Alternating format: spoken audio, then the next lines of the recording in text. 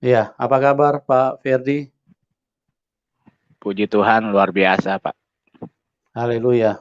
Ya, terima kasih sudah hadir kembali untuk mau berbagi kepada teman-teman yang lain apa yang telah terjadi di dalam kehidupan Anda, bagaimana perjalanan iman Anda setelah menerima dan mempercayai Tuhan Yesus sebagai Tuhan dan Juru Selamat, agar orang-orang bisa melihat terang, orang-orang bisa mendengarkan Tuhan yang benar seperti apa, karena dari ekspresi kehidupan, ekspresi yang dilakukan oleh manusia itu mencerminkan kepada siapa dia percaya, kepada siapa dia berkiblat, kepada siapa dia menaruh imannya, kepada siapa dia bersama-sama. Dan dari ekspresi yang dilakukan oleh yang mengatasnamakan pemuka-pemuka agama atau orang-orang yang beragama, nah kita akan bisa membedakan, kita akan bisa dengan mudah menarik satu kesimpulan, satu keputusan yang jelas, karena Tuhan yang baik, Tuhan yang benar itu sangat mudah untuk dikenali. Oke Pak Ferdi, saya tidak berlama-lama lagi. Anda bisa menceritakan bagaimana situasi setelah Anda terima Tuhan Yesus, apa yang terjadi dengan kehidupanmu. Silakan Pak, ceritakan secara lengkap. Ya, Shalom Elohim Besem Hamasyiah. Saya bersyukur malam hari ini masih bisa diberikan kesempatan untuk berbagi kesaksian yang saya alami sejak saya memilih keputusan untuk meninggalkan agama saya yang lama, yaitu Islam. Sebelumnya, saya ingin memperkenalkan diri saya lagi. Nama saya Muhammad Ferdiansyah. Saya lahir dari seorang ayah yang keturunan Sumatera Utara,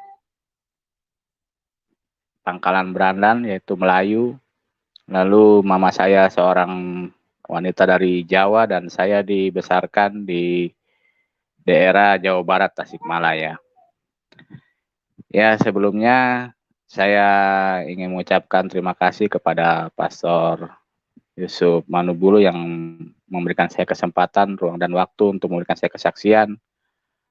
Mudah-mudahan kesaksian saya ini menjadi semakin menguatkan saya kepada keyakinan saya kepada Tuhan Yesus dan bisa menjadi kekuatan bagi saudara-saudara yang terkasih yang merasa memilih Tuhan Yesus itu adalah perjuangan yang sangat berat dan sangat-sangat berat sekali.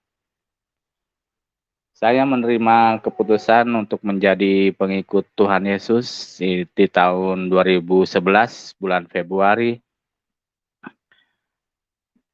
Dan di situ saya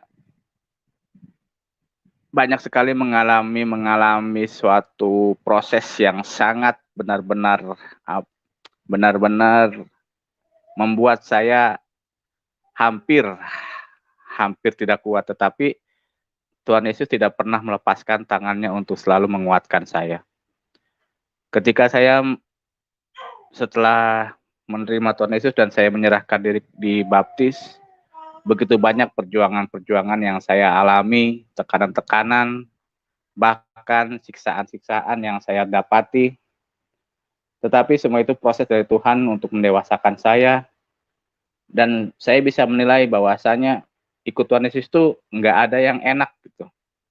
Jadi kalau misalkan ada teman-teman saya pernah bilang, kamu digaji berapa, kamu dibayar berapa untuk masuk Kristen, kamu dibayar berapa untuk jadi orang Kristen. Saya bilang, saya tegaskan sampai detik ini, kehidupan saya bukan kehidupan yang wah gitu.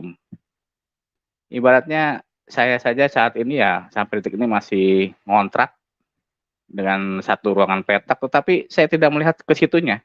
Saya melihat ada damai sejahtera, itu yang saya cari. Jadi ketika saya ditanya oleh teman-teman saya waktu di Kupang, karena saya waktu itu dibaptisnya di daerah Nusa Tenggara Timur, saya dicecar oleh pertanyaan-pertanyaan sama teman-teman saya yang dari Tasikmalaya, dari Jakarta. Kamu dibayar berapa? Kamu dikasih fasilitas apa gitu? Saya bilang, "Nggak ada." Bahkan semua yang saya raih, semua yang saya dapati ketika saya kerja sebelum saya memutuskan keputusan untuk menjadi pengikut Tuhan Yesus, yaitu adalah saya masuk Kristen. Saya di Kupang itu menjadi seorang cook atau tukang juru masak di suatu hotel berbintang di daerah Kupang. Dan luar biasanya itu gaji saya, Bapak Ibu Saudara terkasih, itu gaji saya satu bulan itu 7,8. 7,8 dengan jam kerja hanya 6 jam kerja saja. Dan setelah saya mengambil keputusan untuk ikut Tuhan Yesus, semuanya tuh seperti diuji gitu.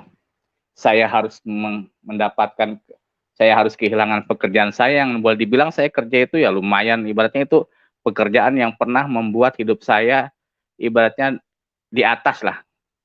Saya bisa beli motor mewah, saya bisa beli rumah, tapi semuanya itu ketika saya mengambil keputusan semuanya itu seperti kalau kata bahasa agama saya mungkin dihisap gitu, diuji gitu. Mungkin Tuhan Yesus ingin menilai sampai seberapa cintakah engkau pada aku?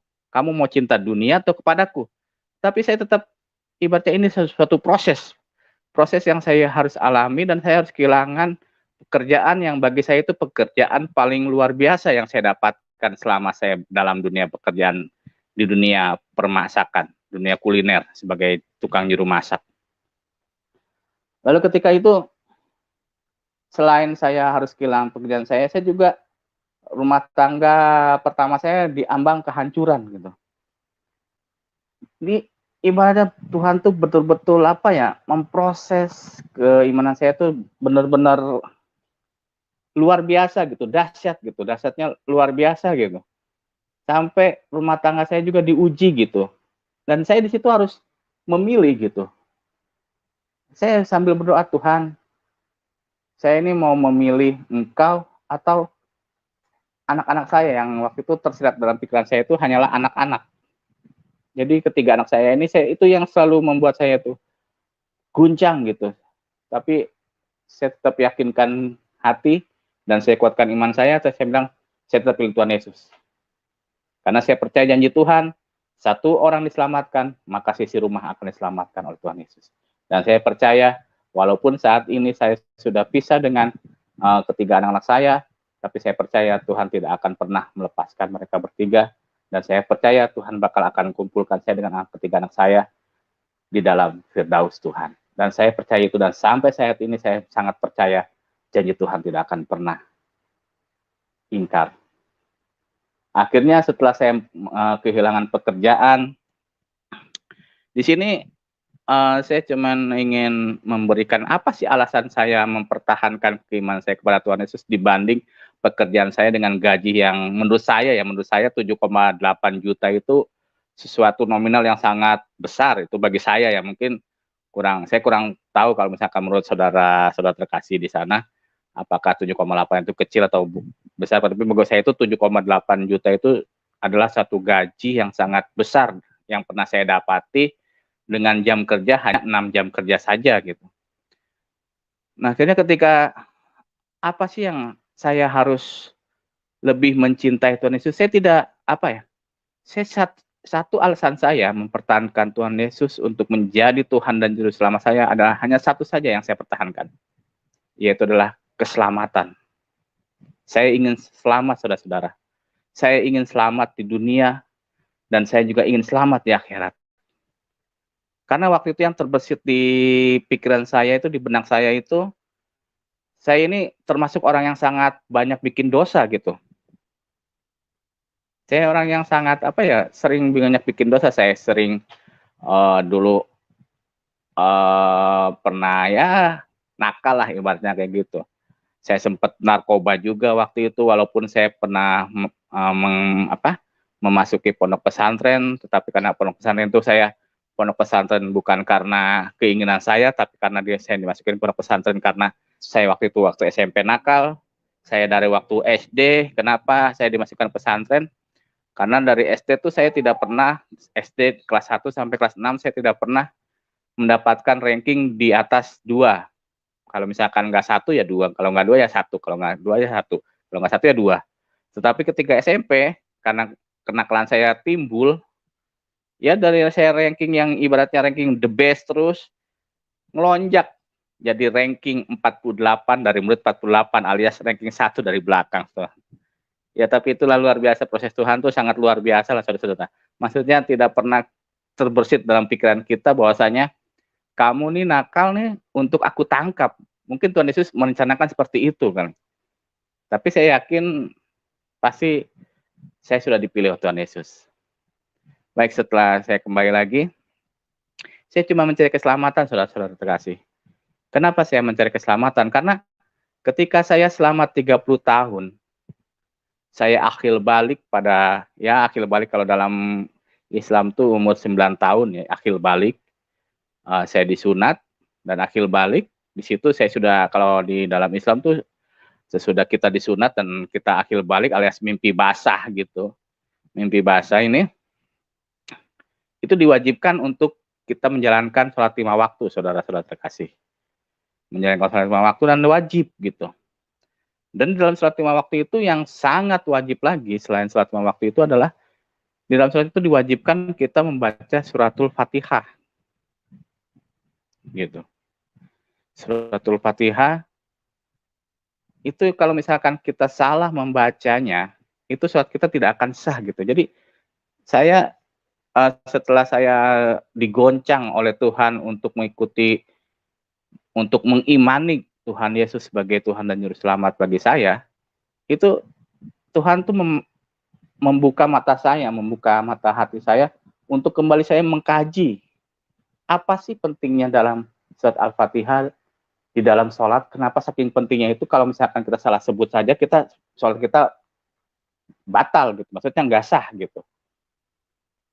Nah ternyata memang di situ saya mulai, ini saya flashback kembali, ketika saya mulai menggali lagi sebelum saya ingin memutuskan untuk dibaptis, saya menggali lagi suratul Fatihah. Itu yang paling saya gali itu adalah 7 ayat tersebut dalam surat Fatihah.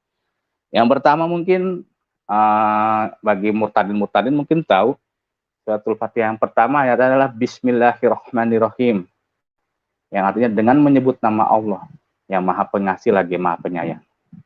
Di situ saya setiap ayat Al-Fatihah itu saya selalu, setiap saya renungkan, saya berdoa, Tuhan,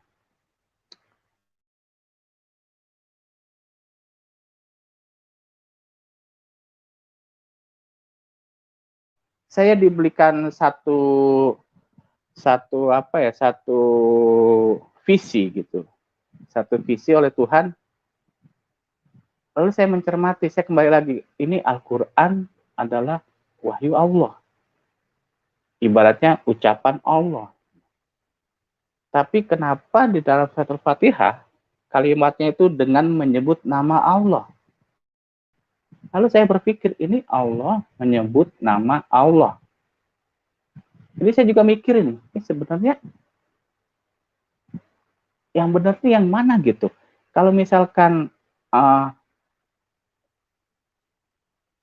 Al-Quran ini adalah firman Allah, harusnya itu ya Allah tegas gitu bilang, dengan menyebut namaku yang Maha Pengasih lagi Maha Penyayang. Nah itu baru betul kalau Al-Quran itu adalah firman Allah. Tetapi bahasanya adalah dengan menyebut nama Allah, bukan menyebut dalam namaku gitu. Ini saya langsung aku, Tuhan, ini Allah berkata dengan menyebut nama Allah. Berarti ada Allah lagi selain Allah. Wah, saya makin puyeng nih. Artinya saya langsung berdoa lagi, Tuhan, kasih saya visi lagi, kasih saya petunjuk, kasih saya hikmat lagi Tuhan, supaya saya jangan sampai saya salah jalan. Saya nggak mau saya pindah agama ini, saya tidak salah jalan gitu. Akhirnya Tuhan kembali lagi membuka ayat lagi, Ar-Rahman Ar-Rahim, yang Maha Pengasih lagi Bismillahirrahmanirrahim, Alhamdulillahirabbil alamin. Nah ini lagi nih, saya pusing lagi. Waktu saya sedang mengkaji, saya pusing lagi. Alhamdulillah, segala puji bagi Allah Tuhan semesta alam. Ini saya juga mulai, ya Allah, ini gimana sih? Ini saya nih ibaratnya mau apa? Mau cari kebenaran, bukan ngisi teka-teki silang. Jadi harus mikir saya, Tuhan kasih saya hikmat. Di sini ada dua kalimat, saudara-saudara kasih. Ada kalimat Allah dan ada kalimat Tuhan. Ya kan?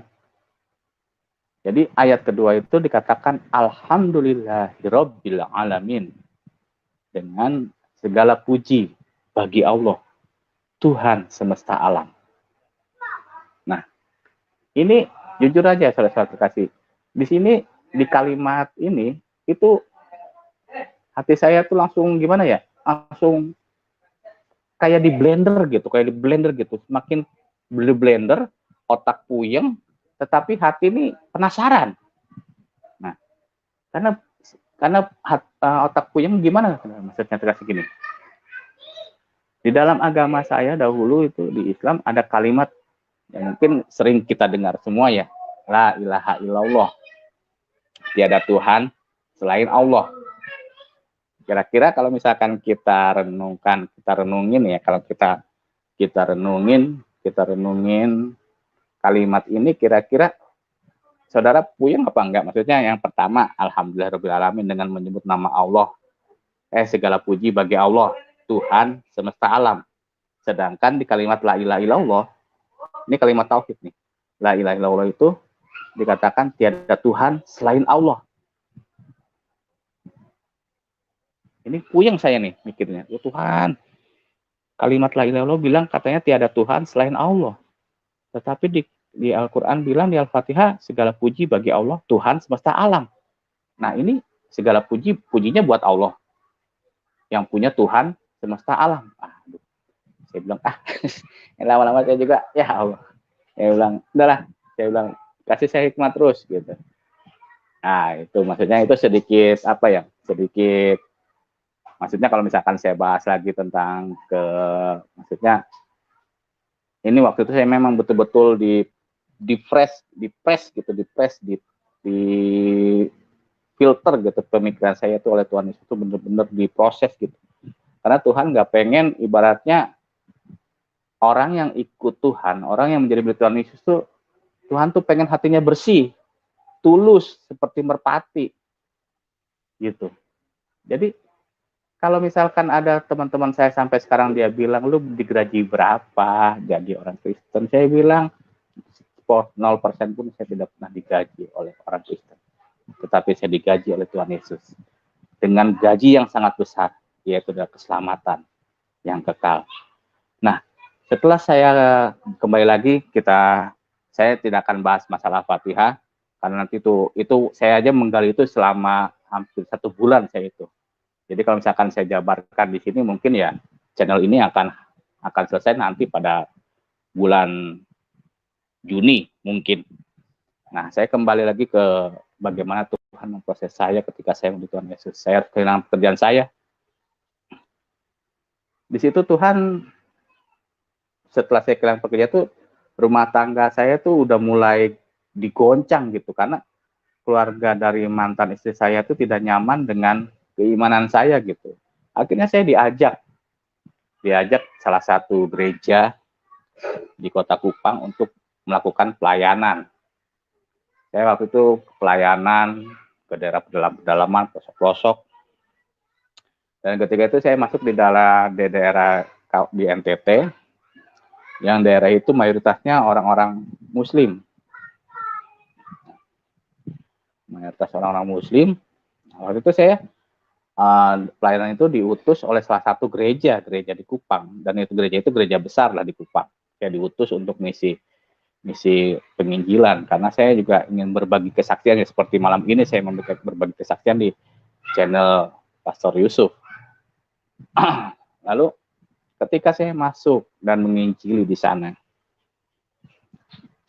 ya puji Tuhan gitu, ada 5 kakak yang mereka menyerahkan diri untuk minta dibaptis. 5 kakak.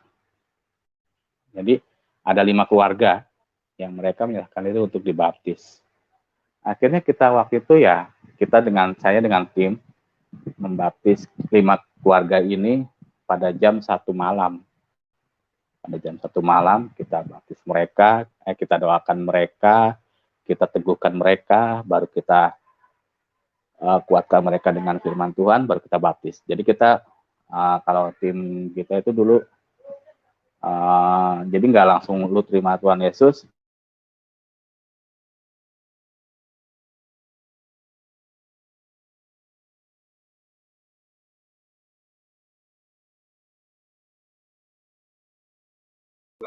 Ya, sebentar ya teman-teman, ini Pak Ferdiansanya terputus karena sinyal lagi ada gangguan. Kami lagi upayakan untuk bisa terhubung kembali. Ya, kita akan hubungi narasumber lagi. Jadi memang sekilas tadi sudah disampaikan bahwa tidak mudah untuk menerima Tuhan Yesus. Apalagi yang berlatar belakang Muslim. Karena pasti akan ada reaksi ya dari keluarga, bahkan dari teman-teman yang biasa yang merasa ditinggalkan atau yang mabuk agama, kadang-kadang merasa marah sekali dengan perpindahan iman yang baru yang kita kenal dengan sebutan murtadin ya. Sebetulnya kalau di dalam Kristen itu disebut petobat, orang petobat-petobat baru ya. Dan ini adalah sesuatu yang menjadi sangat jelas dengan apa yang disampaikan bahwa satu, Tuhan Yesus menyatakan di dalam firman-Nya dengan jelas bahwa kamu harus pikul salib. Kalau kamu tidak mau pikul salib dan sangkal diri, kamu tidak layak menjadi pengikutku. Jadi firman yang disampaikan oleh Tuhan adalah semuanya kebenaran dan bersifat kekal, sempurna, dan juga mutlak. Itulah firman Tuhan. Jadi tidak mungkin bisa berubah, tidak mungkin bisa keluar daripada hakikat dan karakter daripada Tuhan itu sendiri. Ya, kita coba hubungkan kembali dengan narasumber. Ya, bentar ya teman-teman ya. Kita lagi coba upayakan lagi karena memang sinyal sedang tidak mendukung ya. Oke, kita coba. Mohon maaf ya, tadi ada gangguan dikit. Kameranya agak dituruni sedikit. Ya, oke. Ya, silakan Mas Ferdi. Tidak, Pak. Cukup. Halo, Pak. Ya, cukup, baik. Ya, baik, ya, baik, Pak. Cukup. Silakan.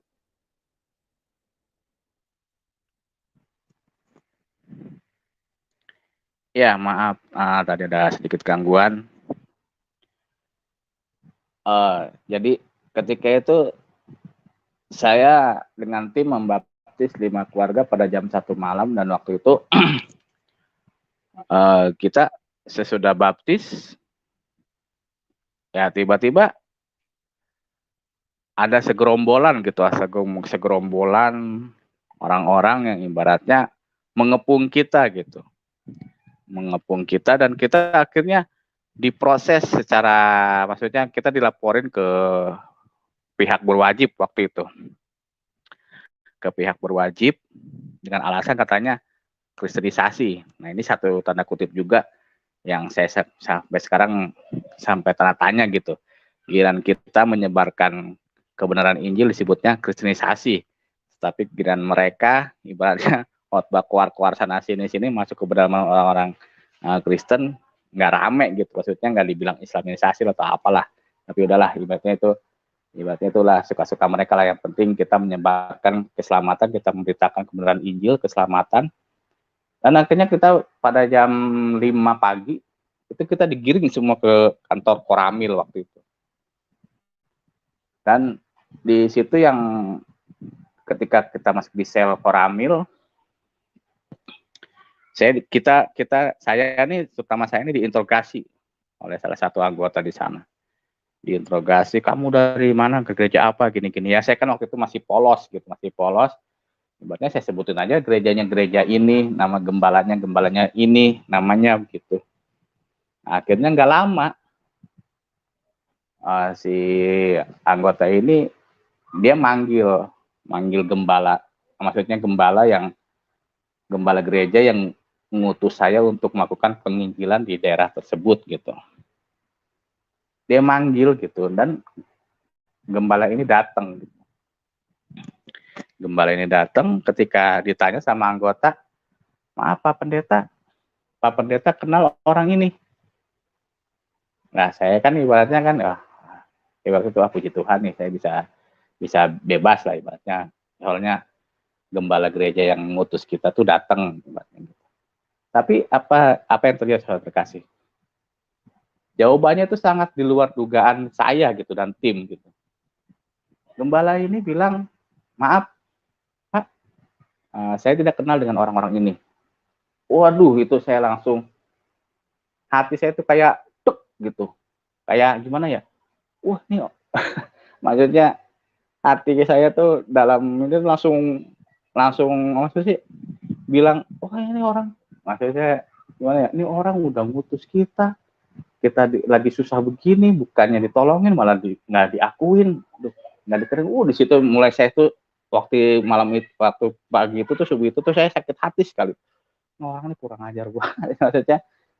Ya maksudnya maaf saya bahasa kasar gitu, tapi emang itu yang saya ucapkan waktu itu dalam hati saya, wah banget gitu. Wah, ternyata gini ya. Di situ Tuhan tuh memproses saya gitu. Ternyata maksudnya ini padahal gembala ini yang bikin surat jalan saya, dia ngutus kita tim untuk melakukan pelayanan ke daerah itu. Pas kita dapat kesusahan, maksudnya ditahan oleh Koramil gara-gara alasannya kristenisasi atau apa gitu. Dia bilang saya nggak kenal orang ini.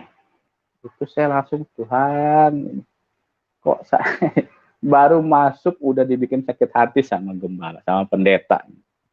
Ini gembala bukan pendeta ya, udah gembala gitu. Saya dibikin sakit hati sama gembala.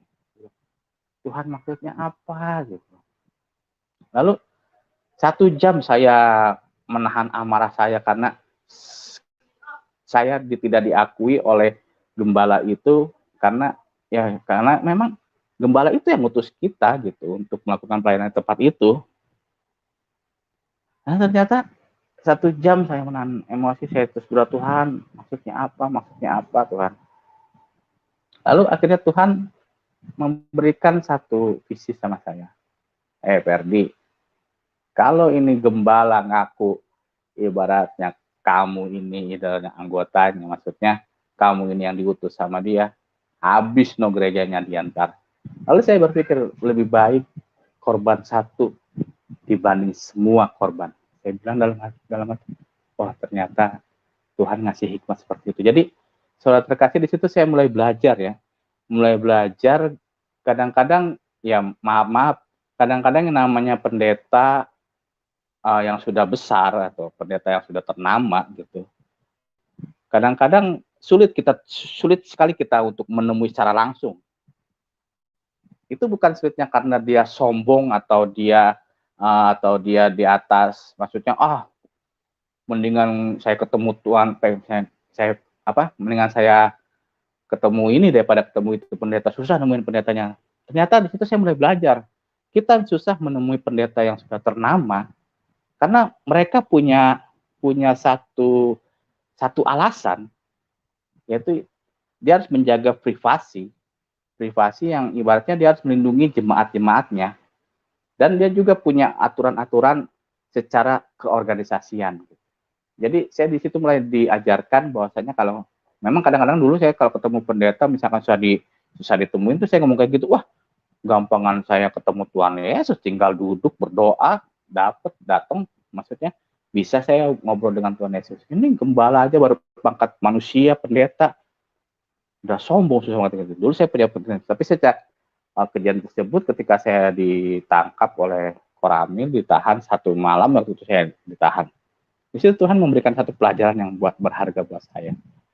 Gitu. Bagaimana hamba Tuhan itu terkadang susah kita untuk temui atau kita susah untuk bertemu dengan beliau karena memang ada satu alasan secara pribadi yang beliau harus jaga, yaitu adalah keamanan, kenyamanan jemaat-jemaatnya dan organisasinya. Gitu.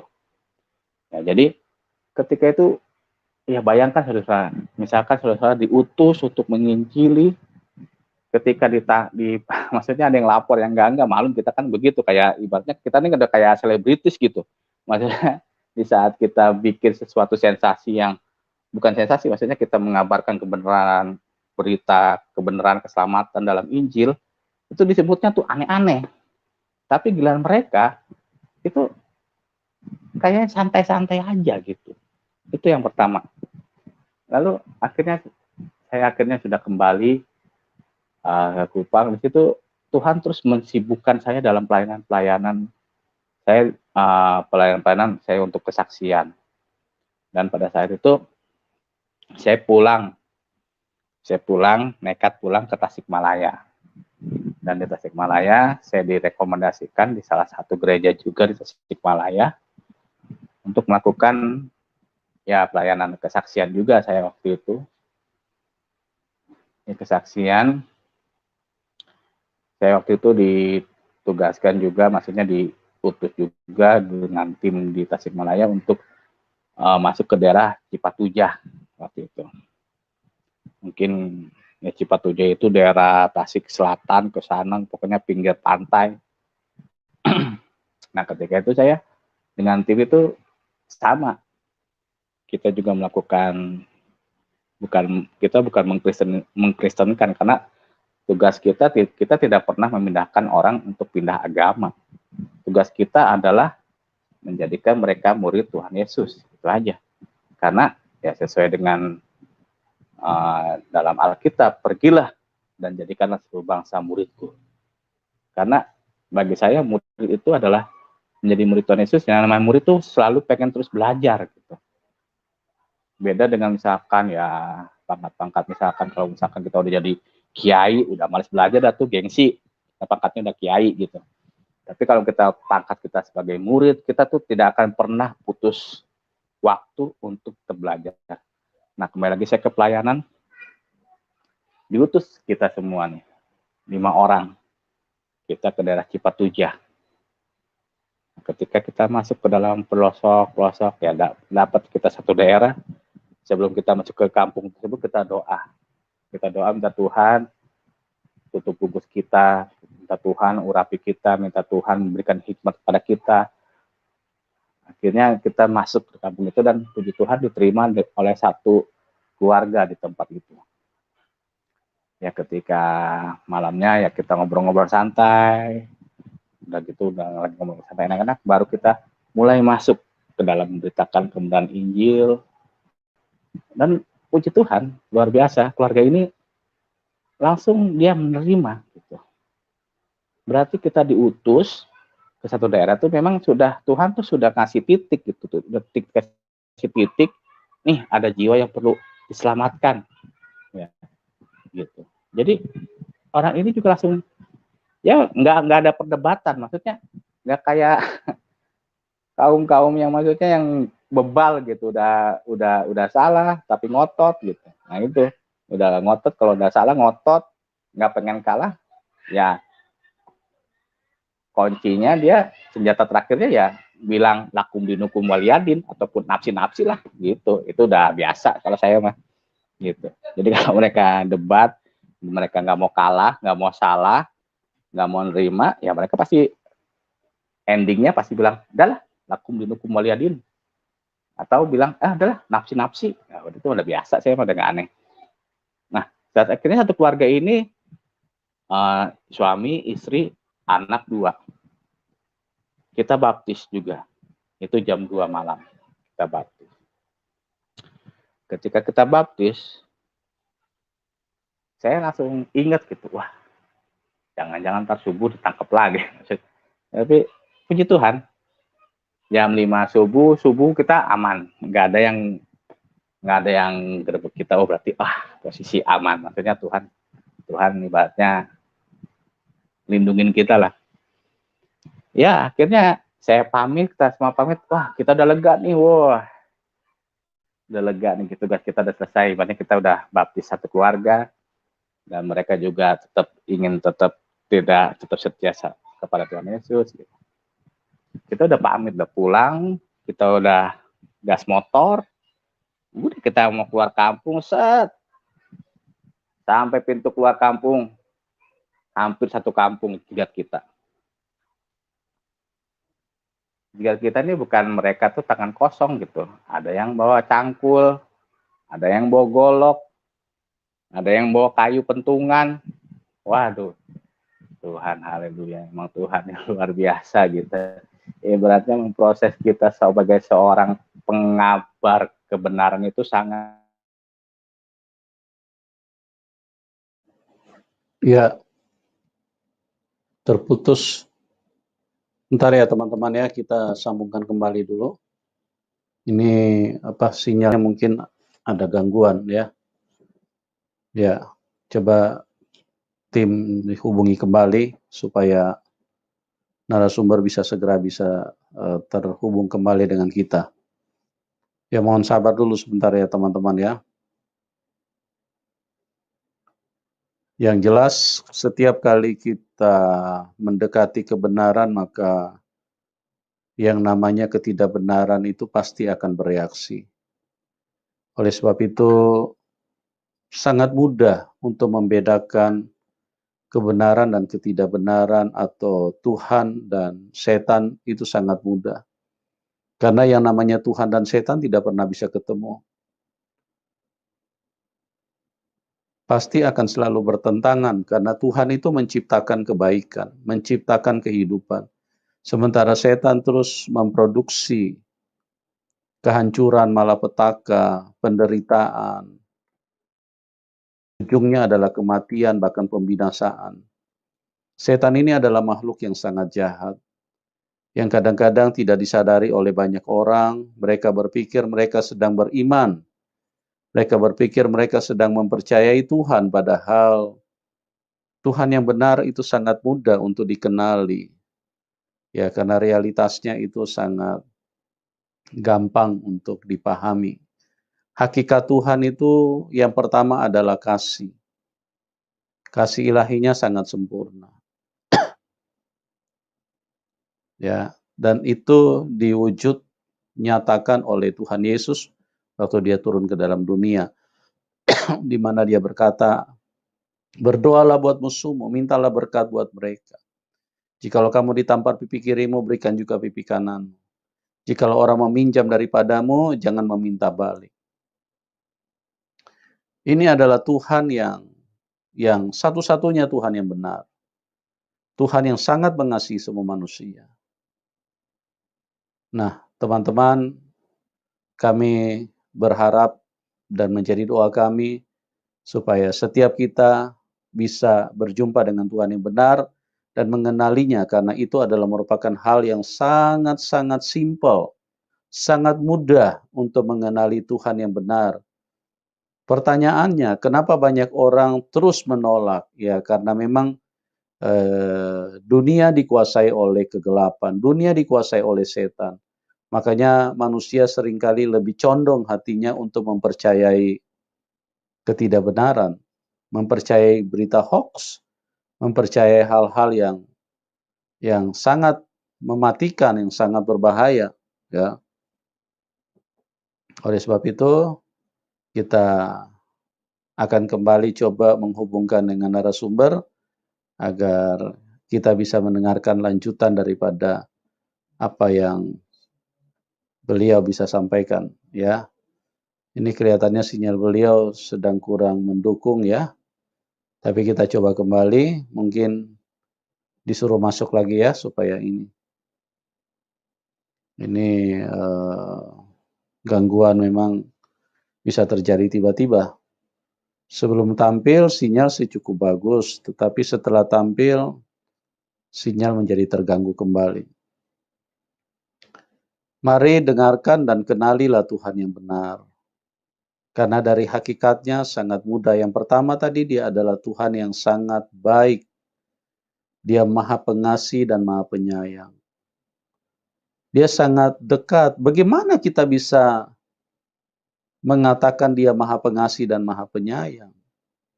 Ada kelompok yang mengatakan bahwa Tuhan itu sangat goib. Tuhan itu tidak mudah untuk dipahami. Nah, firman yang mengatakan dia Maha Pengasih dan Maha Penyayang. Bagaimana firman itu bisa menjadi nyata dan masuk di dalam logika kita kalau dia susah dipahami? Tuhan itu adalah pribadi yang sangat mudah untuk dipahami. Tuhan itu adalah pribadi yang sangat mudah untuk dikenali. Lebih mudah mengenali Tuhan daripada mengenali mobil, mengenali benda. Itu benda-benda mati. Mengenali yang lain-lain. Karena Tuhan yang menciptakan kita. Tuhan itu sangat dekat dengan ciptaannya. Contoh yang sangat sederhana adalah dia Maha Pengasih, Maha Penyayang. Kalau dia tidak bisa dirasakan, dia tidak bisa dipahami, dia dikatakan goib. Nah, ini kan berarti firman-Nya adalah firman huruf-huruf ini. Firman yang hanya ditulis-tulis di dalam buku. Itu bukan firman huruf-huruf yang dibukukan dan dianggap sebagai firman. Tuhan yang benar itu bisa dialami dan sangat-sangat nyata dan sangat mudah, ya. Dia Maha Baik, Maha Pengasih, Maha Penyayang. Itu karakteristiknya, itu hakikatnya. Yang kedua, dia juga sangat maha kuasa. Oleh sebab itu, apa yang dibagikan oleh para narasumber itu menunjukkan bahwa mereka ya berjumpa dengan Tuhan yang benar karena kuasanya dialami, dinyatakan, dirasakan. Bagaimana kita bisa katakan dia maha kuasa? Berdasarkan apa? Apa berdasarkan huruf-huruf? Kan itu kan keterangan yang tidak logika. Tapi kalau kita alami sendiri, kita melihat mujizatnya, maka firman-Nya kita aminkan. Firman-Nya benar, dia maha kuasa. Gitu teman-teman, ya. Jadi sangat mudah untuk mengenali Tuhan yang benar. Oleh sebab itu ikuti terus tayangan-tayangan ini supaya Anda bisa mengalami Tuhan yang baik, Tuhan yang benar, Tuhan yang maha kuasa, dan Tuhan yang mampu menyelamatkan siapapun Anda. Oke, kita lanjutkan dulu Pak Ferdiansa. Pak Muhammad Ferdiansa. Ya. Ini Ya, salam Pak. Maaf. ya, silakan Pak, HP saya dilanjutkan panas. dulu, Pak. HP saya panas sekali. Nah, ya. Ya, baik, Pak. Ya, mohon maaf karena HP saya tadi panas sekali. Baik, saya kembali kepada kesaksian saya. Kita satu tim tuh kita pikir tuh kita tuh sudah nggak bakal diuji lagi nih, kita sudah menangkan jiwa satu keluarga di sana. Pas sampai pintu keluar kampung, kan biasa kalau kampung-kampung di sana tuh ada gapura gitu. Itu ada sekitar 50 orang lah. 50 orang. Itu mereka hadang kita nih bukan tangan kosong, ada yang bawa pacul, bawa golok, ada yang bawa kayak pentungan dari bambu-bambu kayak gitu. Nah, akhirnya saya bilang Tuhan sangat luar biasa ibaratnya. Mengetes keimanan, menguji ibaratnya nyali kita sebagai seorang pemberita kebenaran itu sangat dahsyat gitu.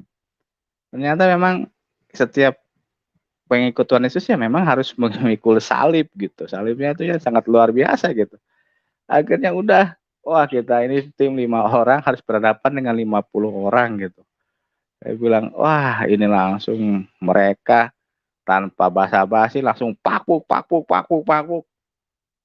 Habis kita. Ya, satu yang saya bagi kebanggaan saya waktu itu, kenang-kenangan saya penginjilan ya, tanggalnya gigi depan saya gitu. Maksudnya gigi depan saya itu tanggal tuh maksudnya ya mungkin Kalau terkasih mungkin bisa lihat nih gigi saya ini. Nah, ini satu ini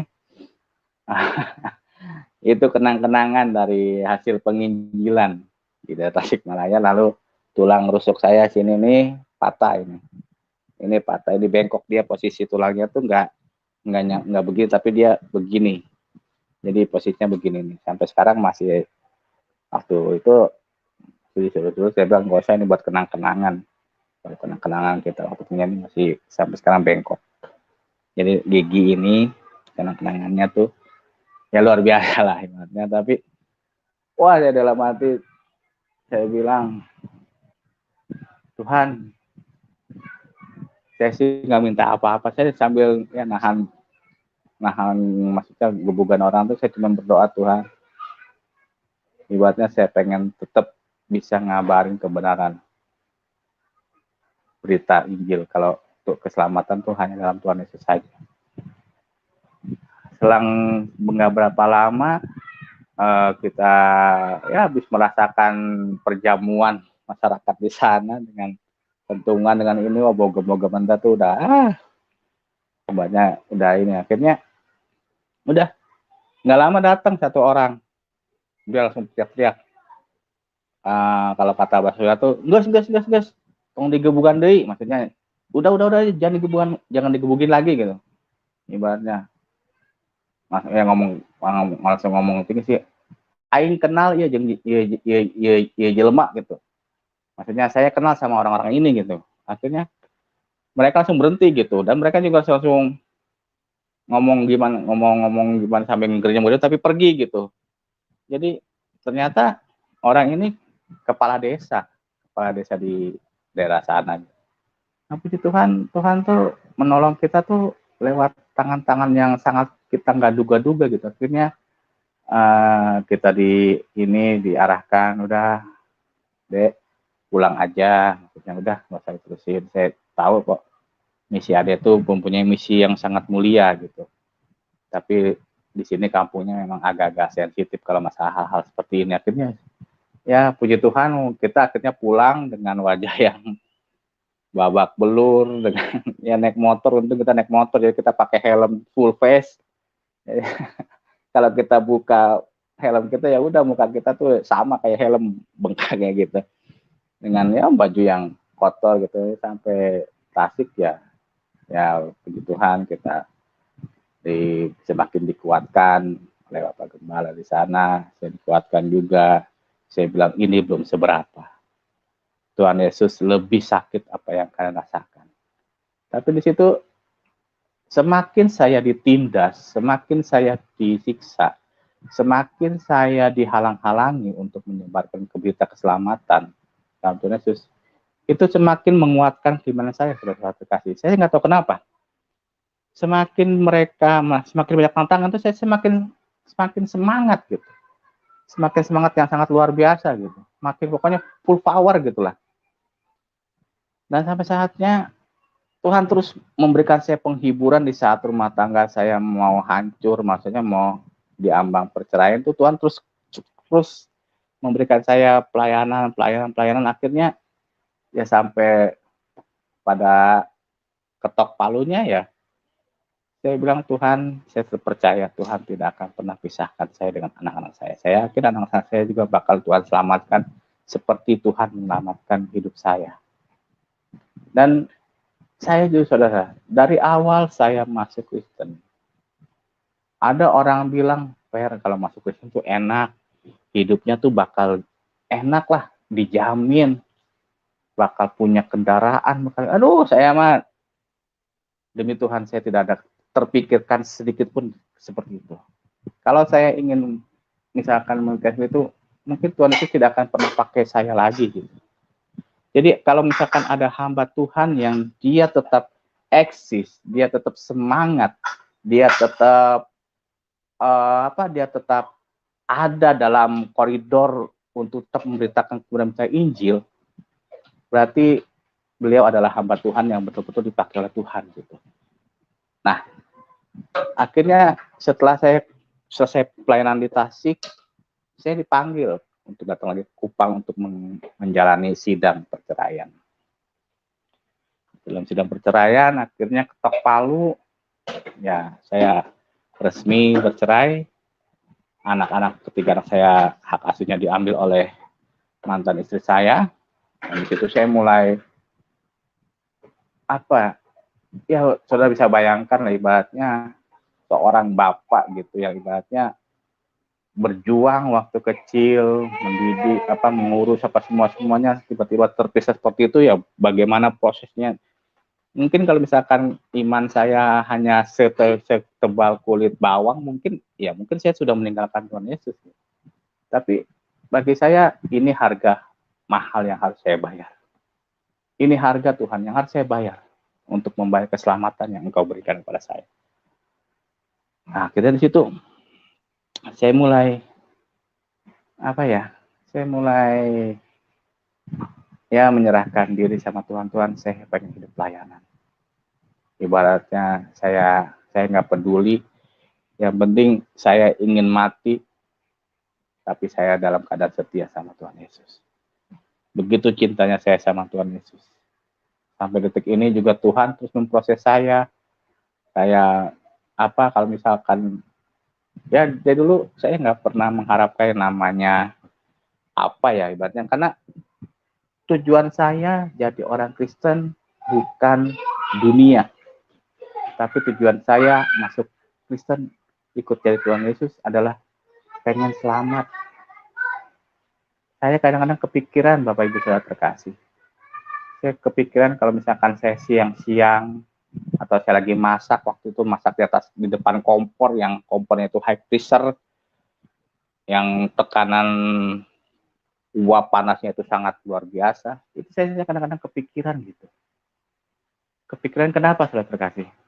Ini kita panas kompor di dunia aja udah segini gitu.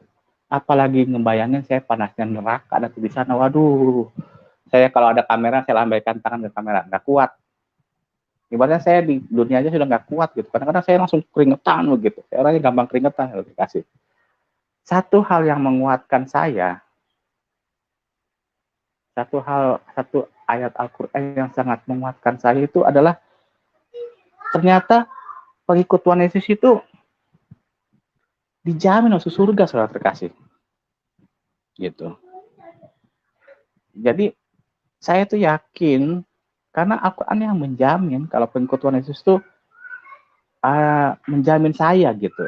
Ya kalau misalkan saat ini host bisa menampilkan satu ayat saja Al-Imran ayat 55 kalau misalkan bisa. Nah, itu ayat yang membuat saya semakin yakin ikut Tuhan Yesus gitu. Dalam surat Al-Imran ayat 55, ini ayat yang sangat menguatkan saya gitu. Menguatkan saya kenapa saya harus tetap setia sama Tuhan Yesus. Gitu. Jadi karena apa? Karena pengikut Isa Al-Masih itu dijamin Al-Quran lagi gitu. Dijamin Al-Quran bakal masuk surga, Saudara terkasih. Jadi itu yang menguatkan saya, dan akhirnya saya selalu pelayanan di situ saya mulai banyak belajar gitu, Ternyata musuh terberat kita itu bukan kaum ajaran saya yang lama, bukan, ternyata ya orang-orang sekitar kita gitu. Saya pernah dicap di daerah itu dicap sebagai penginjil yang nggak punya aturan gitu. Lah, ibaratnya ya ini memberikan kabar ini kebenaran ini gitu. Dan Al-Quran yang ingin saya gitu. Kenapa pendeta-pendeta sana yang sangat jadi kalau pendeta yang ibaratnya orang-orang Kristen yang ibaratnya dia imannya cuman imannya karbitan gitu, kalau dengar kebenaran yang benar-benar, wah pendeta ini kok semakin banyak ya ininya, itu iri, syirik gitu. Jadi itu musuh terbesar saya waktu itu. Jadi waktu saya pelayanan penginjilan itu, ya musuh saya itu sebenarnya itu adalah musuh dalam selimut gitu. Jadi bukan kalau yang selalu mencegal saya, coba ya Saudara, saya pernah ingin pelayanan ke daerah Rote, di daerah Nusa Tenggara Timur. Saya minta surat dari majelis gereja di sana. Bayangkan kita mau memberitakan kebenaran Injil, ini sinode kan kalau di sana ada sinode gitu. Jadi sinode ini tidak memberikan kita izin untuk melakukan penginjilan. Ini kan aneh gitu. Ini saya semakin semakin bingung gitu. Kok ini orang Kristen tidak mendukung kita untuk memberitakan Injil gitu. Aneh bin ajaib gitu. Dan ternyata mereka ya Kristen-Kristen karabitan lah, ibaratnya Kristen-Kristen yang saya bangga menjadi orang Kristen yang dipanggil oleh Tuhan, yang terpanggil. Saya dipanggil oleh Tuhan untuk nyari Tuhan Yesus, dan saya terpanggil untuk melakukan pelayanan. Jadi saya bersyukur sampai detik ini. Jadi saya sangat berterima kasih sekali, bersyukur sekali sama Tuhan Yesus. Dahsyat Tuhan Yesus. Ketika saya kemarin sedang diguncang masalah perekonomian, saya diguncang masalah pekerjaan, saya diguncang masalah keimanan, tapi Tuhan Yesus tidak akan pernah meninggalkan saya. Dan saya bersyukur bisa bersaksi di channel ini. Bersaksi channel ini bukan karena apa ya, jadi ceritanya begini, saya bisa bersaksi di channel Pastor Yusuf ini. Jadi saya waktu itu masih kerja di satu restoran di Jakarta Barat.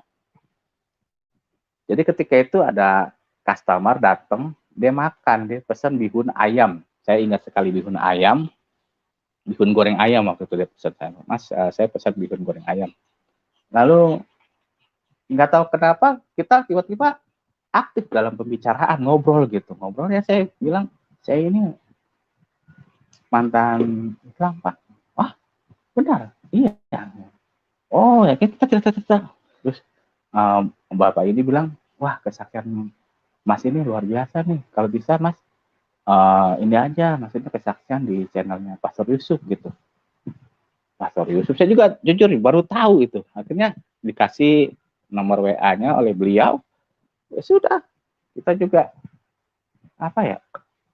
nih Mas, ada nih nomor di YouTube, di channel YouTube-nya Pastor Yusuf, ada nomor WA-nya. Akhirnya saya dikasih tuh. Oh ya udah, kita berhubungnya. Akhirnya puji Tuhan lah, maksudnya saya bersyukur bisa berbagi tentang kebaikan, tentang ibaratnya mujizat yang Tuhan berikan pada saya.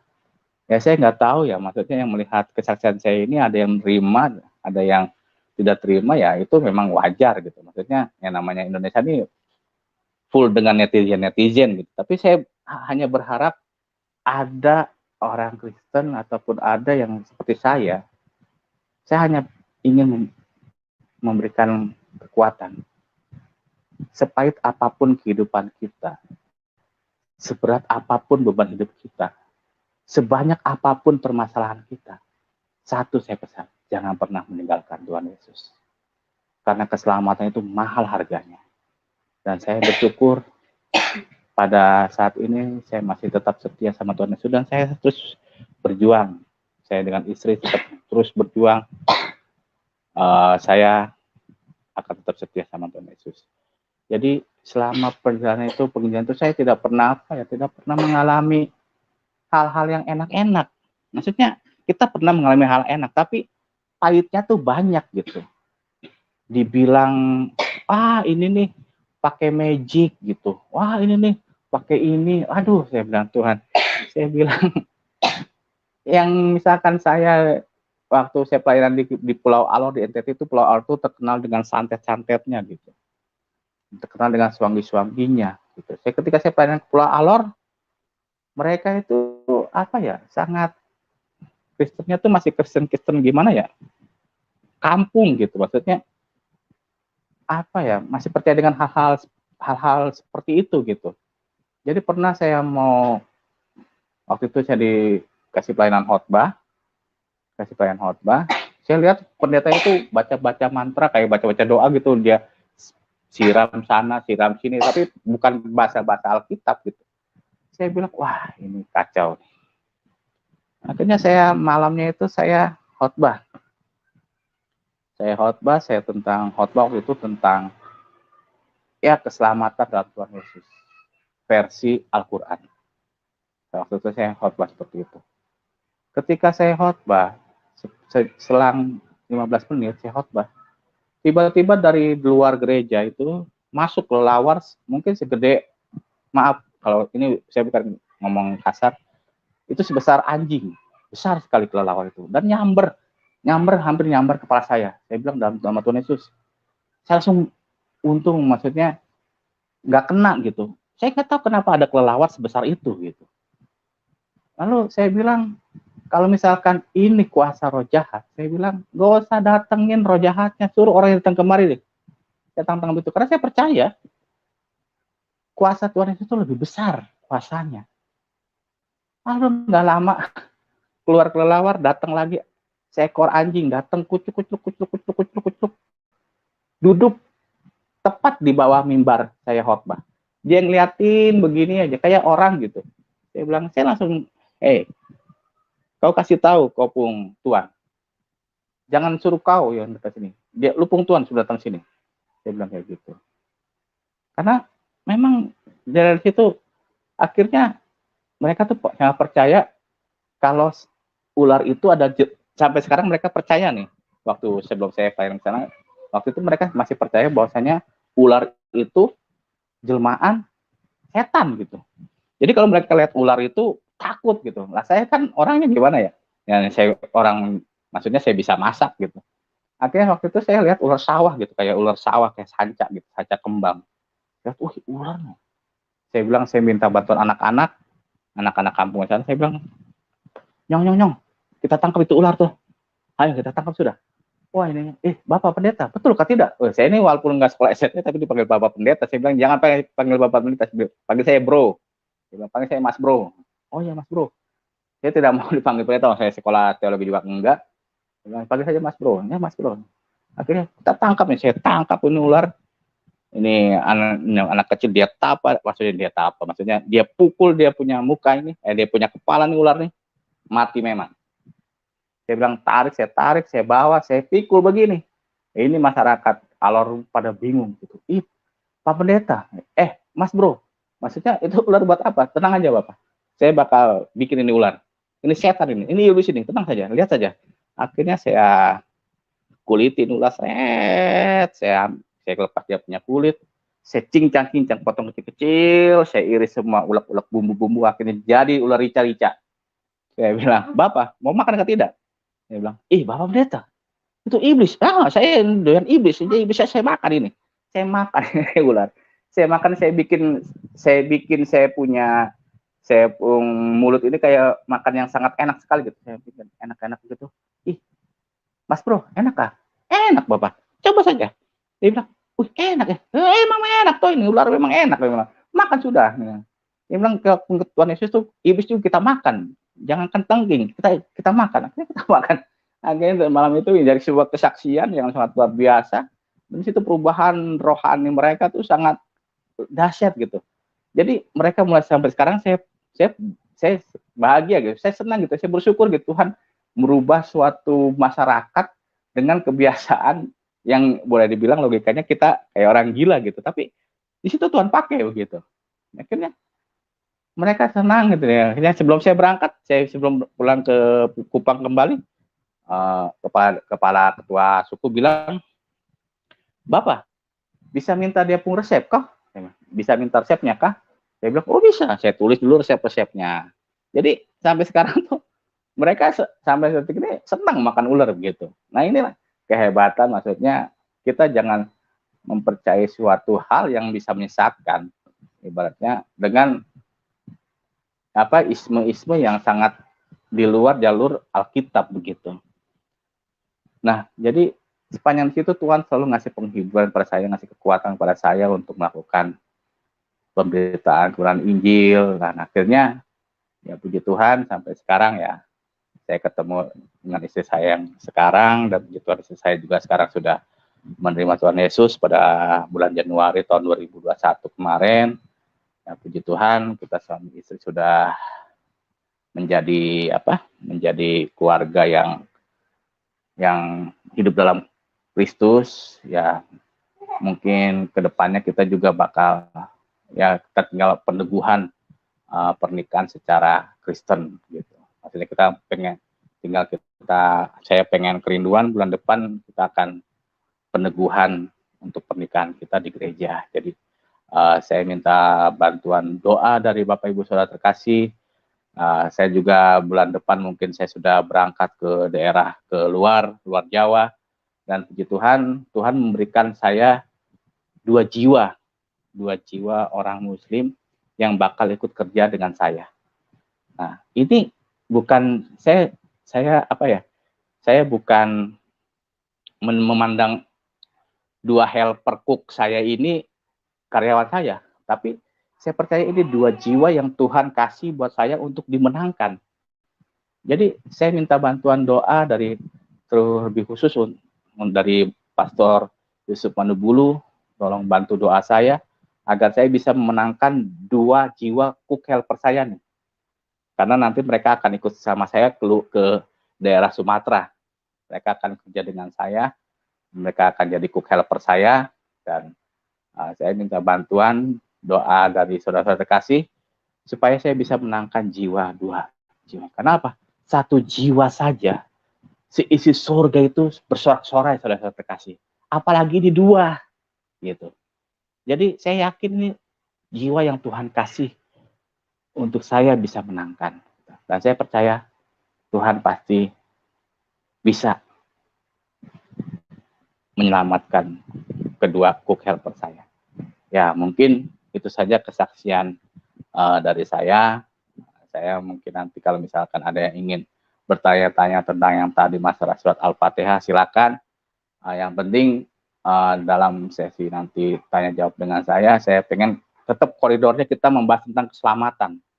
Karena yang membuat saya menjadi pengikut Tuhan Yesus itu adalah keselamatan. Karena bagi saya tidak ada keselamatan lain. Tidak ada jaminan keselamatan lain. Cuman ada di satu pribadi, yaitu adalah Tuhan Yesus Kristus itu sendiri. Ya, sekiranya demikian kesaksian singkat saya, kiranya bisa menjadi berkat buat saudara-saudara terkasih dan menjadi kekuatan juga bagi saya sepanjang saya untuk tetap bisa mengabarkan kebenaran keselamatan dalam Injil dan Al-Quran, karena ini tugas saya. Karena bagi saya penginjilan adalah gaya hidup orang Kristen. Jadi demikian kesaksian singkat saya serahkan kembali waktu dan tempat kepada Pastor Yusuf Manubulu. Tuhan Yesus memberkati. Haleluya, puji Tuhan. Terima kasih Pak Ferdiansa, Muhammad Ferdiansa. Ya, kita sudah dengarkan bagaimana tantangan di saat seseorang mengambil keputusan untuk menjadi pengikut Tuhan Yesus. Karena memang jelas yang namanya mengikuti kebenaran, maka pasti yang tidak benar akan bereaksi keras. Amin. Untuk melakukan hal-hal yang membuat kebenaran itu menjadi sirna atau kebenaran itu tidak boleh muncul ke permukaan. Itu sudah merupakan kondisi yang umum, ya, di mana kalau seseorang yang melakukan kesalahan, terus kemudian ada yang menegurnya karena memberitahu kesalahan atau memberikan info terhadap sebuah kesalahan yang dilakukan oleh orang, maka pasti orang yang berbuat salah itu akan merasa geram, dia akan marah, dia akan membenci, bahkan dia akan melakukan serangan balik. Nah, begitu juga antara Tuhan Yesus dan setan. Ya, orang yang percaya kepada Tuhan Yesus, maka orang-orang yang dikuasai setan akan bereaksi keras. Mereka akan mengeluarkan berbagai hal, senjata-senjata dalam pengertian untuk meruntuhkan kebenaran yang dimiliki oleh orang yang sudah mengenal Tuhan yang benar. Nah, ini yang terjadi, ini yang disaksikan. Jadi kita teman-teman tidak usah kaget, memang seperti inilah kenyataannya, ya. Dan Tuhan Yesus sudah menyatakan itu dalam firman dengan begitu jelas dan juga tegas. Jikalau kamu mau menjadi pengikutku, kamu harus pikul salib dan sangkal diri. Apa artinya salib? Salib itu beban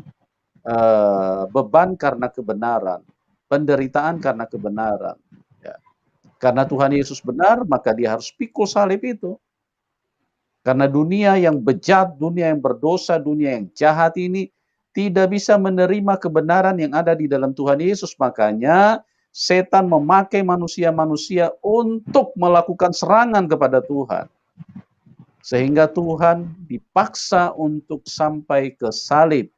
Dengan tujuan supaya apa? Supaya kebenaran itu segera hengkang dari dunia. Kebenaran itu segera sirna dari dunia. Dan ini kita melihat kenyataannya. Oleh sebab itu, kita yang sudah di dalam Tuhan Yesus dalam kebenaran, di dalam kasih kuasa daripada Tuhan, kita harus memiliki iman yang bertahan sampai kepada kesudahannya. Tuhan Yesus bilang, kalau engkau bertahan sampai kepada kesudahannya, maka engkau akan diselamatkan.